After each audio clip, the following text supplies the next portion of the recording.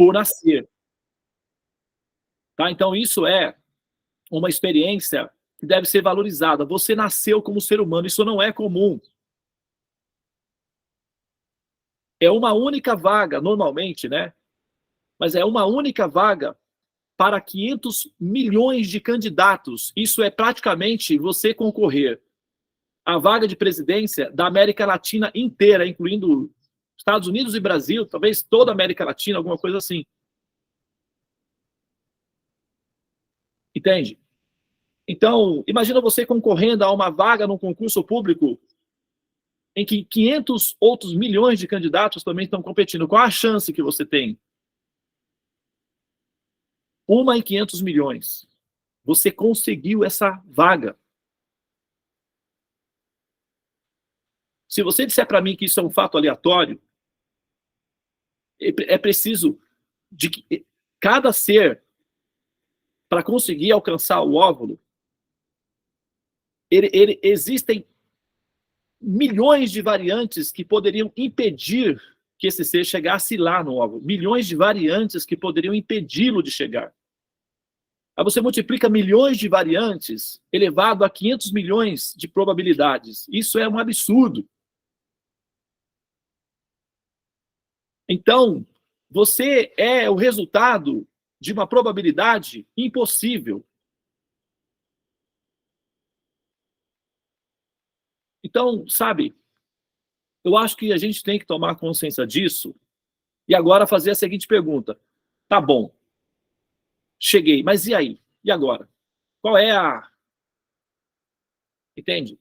Existimos. A que será que isso se destina? Será que o final de tudo é realmente terminar na Cajuína, em Teresina? Sabe? Qual é a função disso? Essa pergunta tem que ser feita. E você tem que buscar a resposta para essa pergunta insistentemente. Claro que você vai ter muitas decepções, falsos mestres, enganadores, você vai cometer erros, pessoas sinceras, sinceramente tentando acertar, porém errando. Você vai encontrar muitas falhas no caminho. Mas quando você encontrar a resposta verdadeira, ela vai te acalmar profundamente e produzir bem-aventurança, paz, felicidade. Exatamente como um bebê. Imagine que você tem uma sala com 12 mães. Uma delas é a verdadeira. O bebê está chorando. Para cada colo que o bebê for, ele se acalma temporariamente. Depois ele descobre que, não é a mamãe. Aí volta a chorar. Quando finalmente ele é colocado no colo da mãe, não há necessidade de um decreto judicial para provar para ele que ele é a mãe. Ele simplesmente, o bebê, sem nenhuma capacidade, vamos dizer assim, desenvolvida do ponto de vista cognitivo, racional, identifica a mãe e para de chorar. É assim que funciona. Então, se você está em ansiedade, se você está em confusão mental, em crise existencial, em processos depressivos, qualquer que seja a sua condição, é porque você ainda não se deparou com essa realidade, que é a verdade do sentido de existir, e não sentiu o êxtase funcional que essa realização produz. Ao sentir isso, é um antídoto. Ele dilui todas as outras funções incompletas que produzem medos. Qual é a condição para que você chegue lá? Tenha determinação, coragem, seja gentil sempre, mesmo quando as circunstâncias não são favoráveis. Isso não significa que você tem que ser, né, bobo, como se diz por aí, abestalhado, não é assim. Ser gentil não significa ser bobo. Amor requer firmeza. Tenha gentileza com firmeza. Mas seja sempre gentil. Tenha coragem e determinação, seja gentil. E acredite em contos de fadas, porque eles estão apontando para uma realidade. E eles se tornam reais. Eles são reais. O reino de Deus é real. A transcendência é um princípio real. Assim como do ponto de vista de um bebê no útero, o mar é uma abstração surreal, é uma teoria do Akash, ou a ideia de peixes é absolutamente inacessível para um ser preso no útero materno, mas essa realidade é possível. Semelhantemente, para as almas condicionadas, acostumadas a nascer e morrer continuamente, o pessimismo é tão radical que a ideia de uma transcendência sugere como se fosse um recurso da religião, ou uma abstração que você tem que ter fé para que isso seja real. A fé é o início, a compreensão é o final. Começa com a fé, mas não termina na fé. É preciso da compreensão. E ter nascido como ser humano te dá a condição de ter essa compreensão. Porém, é necessário insistir nessa busca, porque foi assim que o nosso Mestre Jesus ensinou. Da natureza da oração, da meditação, como é que funciona? Bata na porta, 1. Bata 2.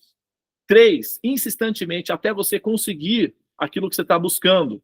Essa é a natureza da meditação, requer determinação, coragem, gentileza. E acreditar que é possível. Não é preciso acreditar como se fosse já possível. Não é preciso acreditar como se fosse já possível. Basta acreditar que sim. Do ponto de vista matemático, essa probabilidade está dentro das probabilidades. Então, é uma probabilidade possível do ponto de vista científico, racional. Então, é racional deixar a probabilidade aberta. Não é simplesmente emocional, nem esotérico. É também racional para aqueles que têm uma mente científica. Então, sabe, gente, vamos pegar a nossa oportunidade aí, porque a gente tem muitos recursos à nossa disposição. Vocês estão vendo, aqueles que estão acompanhando o curso da Bhagavad Gita, estão sentindo a pressão da dimensão, da profundidade desse oceano, que é o conhecimento das palavras faladas diretamente por Krishna. Então vamos aproveitar a nossa oportunidade, a nossa lucidez, para fazer da nossa experiência humana o sucesso a qual nós estamos destinadas enquanto almas, que é ascender para fora do útero. Não é necessário ficar nascendo e renascendo nesse mundo. Esse mundo ele é didático, ele é funcional, ele é terapêutico. Não é necessário você permanecer na terapia eternamente. A terapia tem uma função para que você fique boa ou bom. Uma vez que já está resolvido, sai da terapia. É assim que funciona. Então não planeje ficar renascendo para pagar os seus karmas aqui dentro, porque essa é uma teoria incompleta. Planeje sair. E os investimentos necessários para que você consiga realizar essa operação serão oferecidos. Buscai e recebereis. O reino de Deus está próximo e bate na sua porta. Assim foi dito. Então vamos lá, gente. Vamos aproveitar aí, tá? Esse gás nosso e vamos acender, porque, afinal de contas, andar para trás é uma característica dos caranguejos, não dos humanos. Para frente, entendeu? Vamos para frente. Gente, acorda. Vamos para frente. Mas não é acorda para você se enforcar, não, tá? Não é essa, não. Acorda para você despertar. E o pessoal fala, acorda, que bom, tava precisando mesmo, tchau. Não, pelo amor de Deus, não vai, entendeu? Joga para cima. Porque tem gente que você fala uma coisa e entende outra. O Devananda falou lá, ó, acorda. Para que serve uma corda? Não, é para acordar mesmo, entendeu? Para despertar, para sair do poço. Ok? Vamos nessa, então? Quem topa? Vamos lá, vamos começar o nosso sadhana. Eu vou pedir que vocês, por favor, agora, por gentileza, abram suas câmeras, vamos consagrar o elemento água para nós darmos início ao nosso maravilhoso e auspiciosíssimo sadhana, tá? Sente-se com calma, mantenha o seu telefone paradinho, você vai precisar das 2 mãos para fazer a meditação no mantra. Então, esse momento é um momento muito auspicioso e você tem que estar integral nesse momento, porque é um remédio o que vai acontecer. Então, remédios têm que ser tomados adequadamente. Tá? Então, posicione-se apropriadamente e vamos dar início ao sadhana, tá? Vou diminuir aqui a minha tela. Muito bem. Vamos observar, então, 1 minuto de silêncio, por gentileza.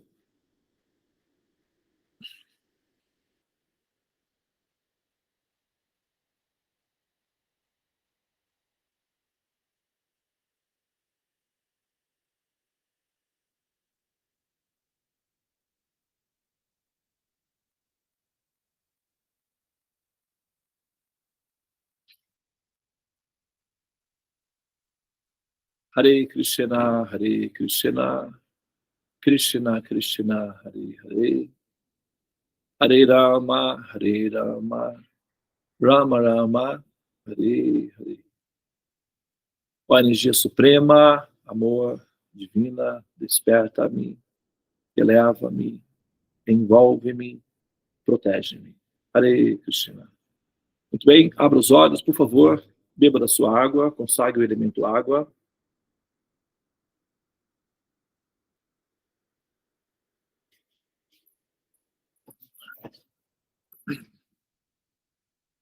Muito bem, pode fechar a sua câmera, mantenha o seu microfone fechado, para não dar microfonia na sala. Vou dar início, então, ao nosso sadhana. Nós vamos, aliás, o sadhana já começou, né? Com nutrição para os chakras. Então, o conhecimento nutre o Ajna Chakra, que é o centro operacional de todos os chakras, ok? Então, uma vez que o Ajna Chakra está nutrido com combustível, que é conhecimento metafísico, então ele tem condições de administrar os demais chakras para viabilizar a ascensão da consciência através da espiral, né, do paradoxo que é a Kundalini, e alcançar, então, a dimensão em que ela pode, eventualmente, visualizar o Sahasrara Chakra, que é a porta de saída, tá, da prisão do corpo. Muito bem, nós vamos observar, então, os pranayamas na sequência completa, 12 pranayamas. Eu vou entoar os mantras akáshicos. Os pranayamas são 12 porque ele percorre o ciclo dos campos do zodíaco, que são 12 casas. Então, para cada pranayama, ele vai arejando, purificando, limpando gradualmente a sequência do seu mapa astral, tá? Mesmo aqueles que não fizeram o mapa comigo, não tem problema. O processo do sadhana já trata automaticamente do seu mapa, tá bem? E aqueles que fizeram o mapa comigo sabem exatamente as condições que está sendo levado a cabo, o que está sendo tratado aí, né? Nesse caso, tá bom?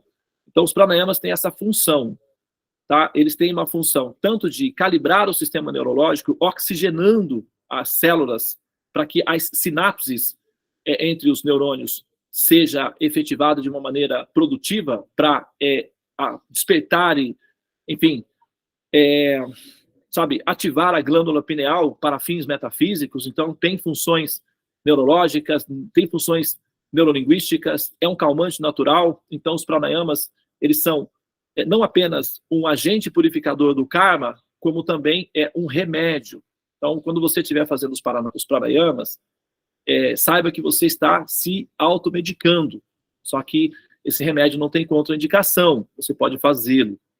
Tem algumas pessoas que não podem fazer certas técnicas de yoga, porque superventila ou superoxigena o sistema neurológico. A pessoa pode até sair um pouco da caixa. Então, tem algumas recomendações. No nosso caso aqui, não tem essa recomendação, porque os nossos remédios são homeopáticos, eles são levezinhos, tá? São 12 pranayamas bem leves, então tá tudo bem. Agora, os mantras akáshicos são no total de 8. Tá? 5 mantras akáshicos têm uma referência, ou eles são configurados para ajustar os blocos fundamentais que formam a estrutura tangível, tridimensional do seu avatar, que é o seu corpo. Aquela forma que você vê quando olha no espelho, é o seu avatar. E esse avatar tem uma durabilidade média de 70 a 100 anos na forma humana. Ele tem uma tendência de decair. Por quê? Porque a matemática que produz a forma que você está usando é uma matemática rudimentar, tridimensional. Então, o que acontece? Ela necessita de solventes. E a água é o solvente. Como o corpo é fundamentalmente baseado em moléculas de carbono, e o carbono se dissolve em contato com o solvente natural, que é a água, então, o solvente, com o passar do tempo, ele consegue diluir as moléculas de carbono ao ponto de produzir uma entropia radical no corpo, fazendo com que esse mesmo princípio manifesto se torne imanifesto num prazo de 70 a 100 anos. Ele volta a ser, então, informação matemática e a forma será reutilizada por um outro jogador e você vai ocupar uma outra forma, caso você tenha que renascer como ser humano. Do contrário, você vai pegar uma forma superior, com qualidade melhor, seja nos planetas celestiais, ou se você for um buscador radical absoluto, você pode, inclusive, despertar diretamente na transcendência, o assim chamado, né, reino de Deus, que é uma linguagem medieval, mas dá uma compreensão aproximada disso daí, tá? Nós mencionamos o reino de Deus como a transcendência, ou Vaikuntams, que significa lugares absolutamente livres de ansiedade, onde predomina o estado Ananda, ou seja, a bem-aventurança. Então, como jogador, como buscador, como alma em estado de evolução, você deve compreender que o seu corpo tem uma função terapêutica. E você deve aproveitar bem a terapia, mas deve saber que é uma terapia que está em andamento. E se é uma terapia que está em andamento, é porque você é um paciente que está precisando. Portanto, aproveite bem a terapia para não precisar repeti-la. Ok? Os 5 elementos grosseiros, ou chamados tridimensionais, são terra, fogo, água, ar e éter. Para aqueles que têm uma necessidade mais pragmática ou científica, o éter é o equivalente do campo de Higgs. Ah, mas Devananda, eu não sei o que é isso. Não tem problema, é só pesquisar, está disponível, é patrimônio público. Tá? Agora, os 3 mantras finais, que são akáshicos, têm uma função de ajustar para fins produtivos o software. O corpo é hardware. As funções de mente, inteligência e o ahankara, que é a identificação com o avatar, a identificação com o seu personagem, é uma função software. Mente, inteligência e ahankara é software. O corpo visível é hardware. Então, as duas funções unificadas formam o seu avatar. E a função ahankara tem uma pressão, tem uma característica de exercer sobre você a consciência corporificada, uma pressão de simulação ou de hipnose que faz você acreditar fielmente que você é a imagem que você vê refletida no espelho. E essa função vai continuar em andamento mesmo quando você tem entendimento dela. Você não fica tranquila, tá?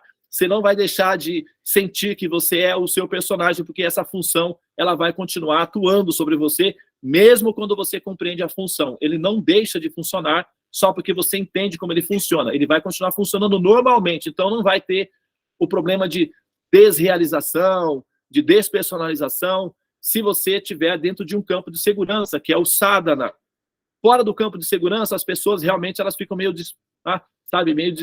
fora do normal, elas ficam com um problema psicológico chamado desrealização ou despersonalização, em que elas esbarram com o programa de fundo e percebem que não são os corpos. Então elas deixam de sentir que existem, porque elas acreditam muito que são os corpos, sem informação técnica, já que eu tenho a intuição de que eu não sou o corpo, então eu não existo. Aí dá o fenômeno que é a descompressão do efeito colateral, chamado desrealização ou despersonalização. Isso é tratável. Você vai ao psicólogo, ele vai fazer o recondicionamento e vai te convencer que você é, sim, a imagem refletida no espelho. Aí você respira com calma. Ufa, ainda bem que agora eu já sei quem eu sou. Então você volta ao normal. Vamos colocar assim, tá? Tem tratamento isso daí. Não é o nosso caso, pode ficar tranquilo. E mesmo que você adquira esse conhecimento, devido ao fato de você estar dentro de um programa de tratamento chamado sadhana, não acontece esse efeito colateral. Então você vai entender tudo sem você, ficar por aí falando certas coisas que não deveria, que o pessoal começa a achar muito estranho. Então fica tranquilo que você vai ficar normal, tá? E transcendental ao mesmo tempo. Então, os mantras akáshicos têm a função de deixar essas características, tanto hardware quanto software, bem calibrado para justamente você conseguir as operações diárias que você vai ter durante 24 horas, tá? Então, fazer essa recontextualização é importante, sempre que, uma vez por outra, normalmente eu costumo fazer isso uma vez por mês, uma vez a cada, né? Você não tem uma data específica, mas essa recontextualização é necessária porque a gente esquece do que nós estamos fazendo e acabamos fazendo como uma religião.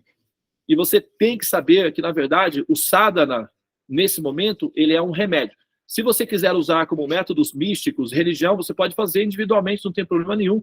Ou você pode fazer simultaneamente, também não tem problema nenhum. A religião é uma terapia de grupo e é funcional, é boa em muitas ocasiões, na maioria delas, na verdade. E é muito bom, tá? Não tem problema nenhum usar como função religião. Entretanto, saiba que a motivação principal é um remédio. Então, você vai fazer o mantra como um remédio. O sadhana é um remédio, tá bem? É importante lembrar disso daí para você não incorrer no processo, sabe, da religião, que pode ser um gesso que vai prender você. Então, a religião tem esse efeito colateral. Ela é libertadora, mas também te aprisiona a um sistema de comodismo e de terceirização. E isso é um problema, tá? Então vamos manter aí a lucidez, porque a gente tem uma missão importante que é a ascensão, tá bem? Muito bem. Vamos dar início. Por favor, fechem os olhos.